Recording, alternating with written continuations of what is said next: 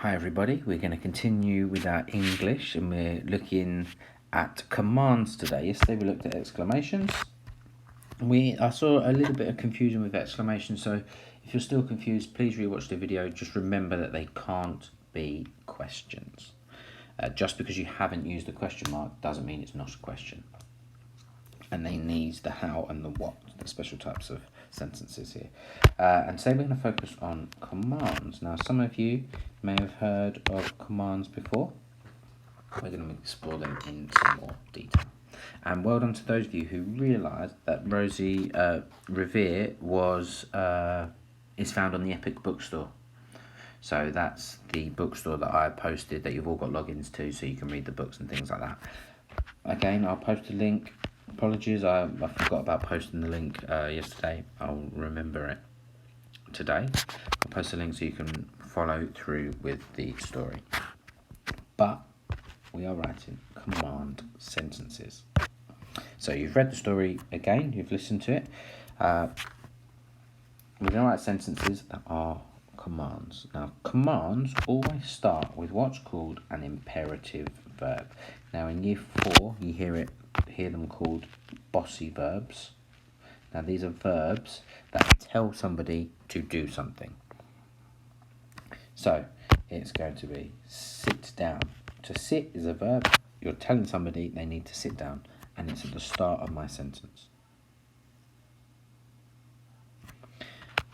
Here, I'll post this video. You can look into more detail about how to write command sentences.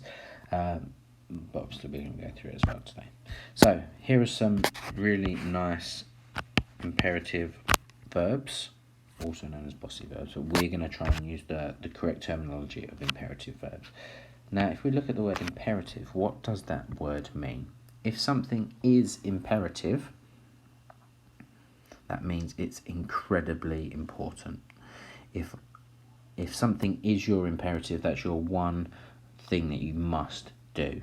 If someone might say it is imperative that you you wash your hands after you sneeze. That's because you have to do it. It's good hygiene. It's something that you must do. It's really, really important. What I want you to do, can you think of any other imperative verbs? Now, we use them a lot when we're cooking. It might be to mix, it might be to pour. We've got slice, peel, sprinkle, brush, play. There's loads. Can you add any yourself?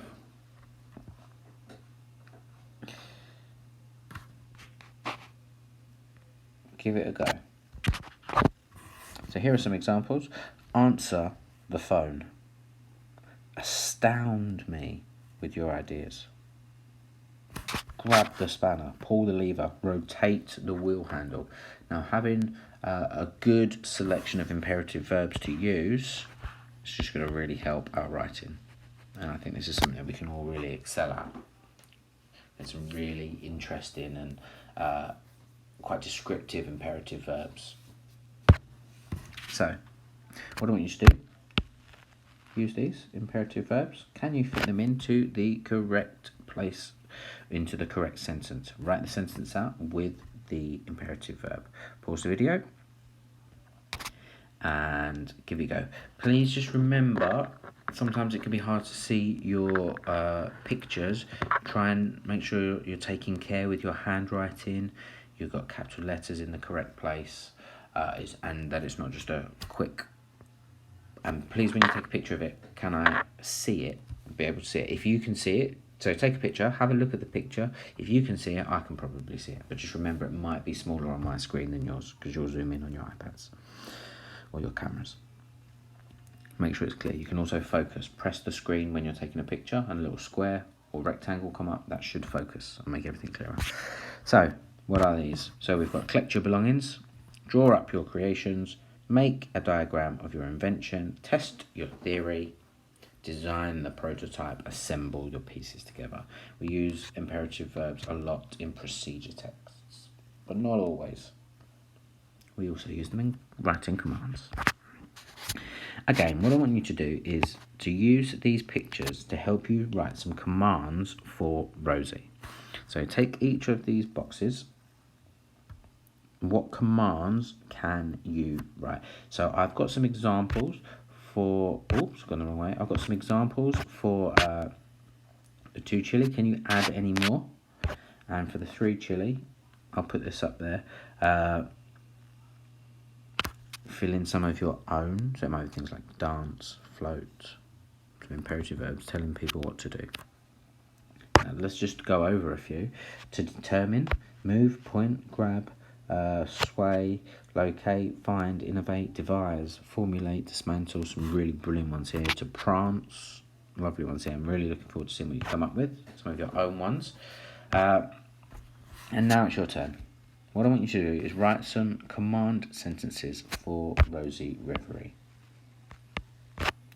Reverie, revere. Rosie Revere. And what I want you to try and do is, on the 1 chili, I'm going to give you a list of imperative verbs. Can you use the most appropriate imperative verb for your sentences? For number 2, use the word bank that I will put up. I'll put up the word banks. Can you make your own sentences using some of those ones that you've come up with? And for the 3 chili challenge, can you use some of your own imperative verbs in your own sentences? Really look forward to seeing what you come up with.